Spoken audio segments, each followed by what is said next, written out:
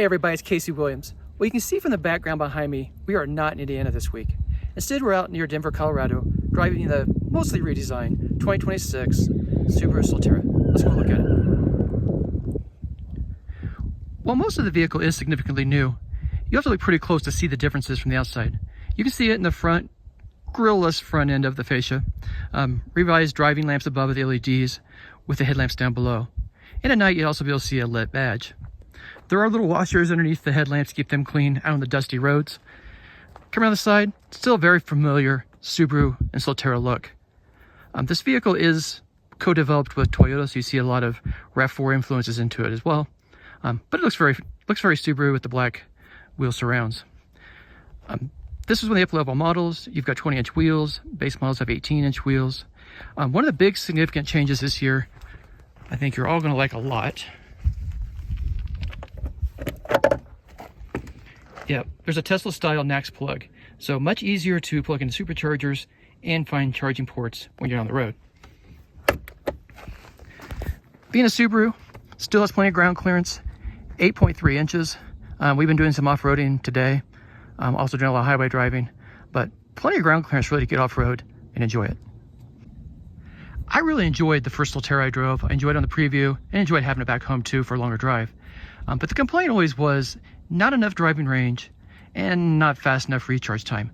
This one fixes both of those. So the driving range is increased 25% up to 288 miles. Recharge time, doing a DC fast charger, 10 to 80% in just a little over 30 minutes. So I think that becomes a lot more palatable for most people. Able to get on the road, able to get in a Tesla supercharger, and have pretty good range. Plenty of horsepower. This has X mode, has standard all-wheel drive. So unless you're really climbing up mountains, plenty of power. This one is the upper level trim again with the new battery pack, 0 to 60 in 4.9 seconds. So really quick. And it's a lot quieter, suspension's a little more refined, and just seems a little more enjoyable on the road. You'll find a lot familiar inside the Solterra, but also some new touches. I still like the squircle steering wheel. I still like kind of the heads-up display that's underneath the windshield. Looks really classy, really modern without being too over the top. This has a new 14-inch touchscreen, a lot easier to maneuver through it. Automatic climate control. You'll see down below too, now has twin charging pads, so you and your spouse or you and your significant other can charge your phones at the same time. And I like this interior a lot. It's very spacious. It's very comfortable.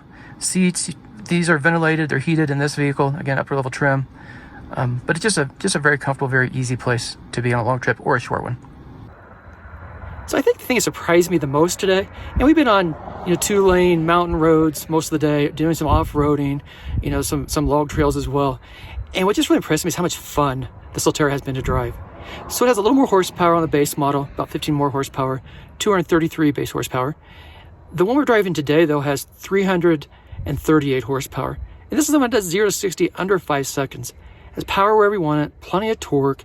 You have the torque shifting all-wheel drive, torque vectoring all-wheel drive, so you can put it into a corner pretty fast. And because it's an EV, all the weight's down low in the chassis, and you got this great view over the hood, and you're sat down inside, you feel like you're in, a sports car almost. And it's really just been a joy to drive. Just flip the little wheel, put it through the corners, it's awesome. But when it snows, or you need to get off-road, or you need to get to a campsite, you have a vehicle that can do that as well. So overall, I think Subaru fixed the things that need to be fixed and left alone the things we already liked. The styling was fine. The off-road capability was really good before. It had enough pep.